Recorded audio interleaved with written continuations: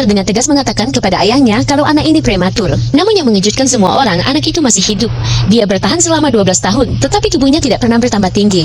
Penglihatannya juga sangat lemah. Di kota, semua orang mengejeknya, memanggilnya tikus. Teman sekelasnya memperlakukannya seperti mainan. Bahkan guru-guru pun sering mengejek, tapi dia tidak pernah membalas. Dia hanya diam. Satu-satunya sahabat sejatinya bernama Joe, yang tidak malu berteman dengannya. Dia bahkan membuatkan kursi kecil di sepedanya agar bisa membawa Kevin ke danau. Suatu hari saat untuk pertama kalinya Kevin bermain baseball, dia memukul bola dan tanpa sengaja mengenai kepala Ibu Joe. Di saat itu juga Ibu Joe meninggal dunia. Melihat kejadian itu, Kevin kecil berlari sambil menangis ke tepi sungai. Saat pemakaman Ibu Joe, ia bersembunyi di sudut, hanya memperhatikan. Ia ingin mendekati Joe, menguatkannya dan meringankan kesedihannya. Tetapi dia tidak punya keberanian. Diam-diam ia meninggalkan sebuah kantong kertas di depan pintu Joe. Di dalamnya ada koleksi kartu baseball kesayangannya. Itu adalah cara dia untuk meminta maaf. Beberapa hari kemudian, Joe juga meninggalkan sebuah paket di depan pintunya. Di dalamnya ada sebuah harmonika, tanda persahabatan dan permintaan maaf. Anak itu kemudian memberanikan diri pergi ke makam Ibu Joe. Ia berdoa sejak hari itu mereka kembali menjadi sahabat yang tidak terpisahkan.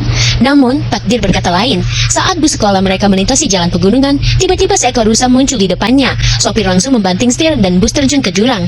Air mulai masuk ke dalam bus. Bus itu penuh dengan puluhan anak. Di sana cuma ada 2 orang dewasa. Satu di antaranya tidak sadarkan diri. Karena panik, sopir bus membuka pintu. Otomatis air langsung menerobos masuk dan dia pun melarikan diri meninggalkan anak-anak yang dalam bahaya. Kekacauan pun terjadi. Joe berusaha menenangkan semua orang, tetapi tidak ada yang mendengarkan. Tiba-tiba suara anak kecil itu terdengar. Tetap tenang. Mendengar suaranya yang tegas, semua anak terdiam. Pertama-tama dia membuka pintu belakang bus. Lalu dia masuk ke air dan menyuruh anak-anak berbaris. Dia berkata kepada Joe agar membawa keluar pendeta lebih dulu. Lalu anak-anak satu persatu. Namun saat dihitung ada 1 anak yang hilang. Tanpa berpikir panjang, Kevin masuk kembali ke dalam bus yang tenggelam. Saat itu, ban bus terlepas dan bus hanyut ke tengah sungai. Joe melihat ini dan langsung melompat ke dalam. Di dalam air sudah setinggi dari anak itu. Ia menemukan anak yang hilang. Kakinya terjepit di kursi. Dengan susah payah, ia berhasil melepaskannya dan membawanya ke pintu belakang. Tetapi arus deras membuat pintu terkunci rapat. Tidak ada jalan keluar. Anak itu kembali menatap ke arah jendela. Ia menyelam lagi dan mendorong anak itu ke atas.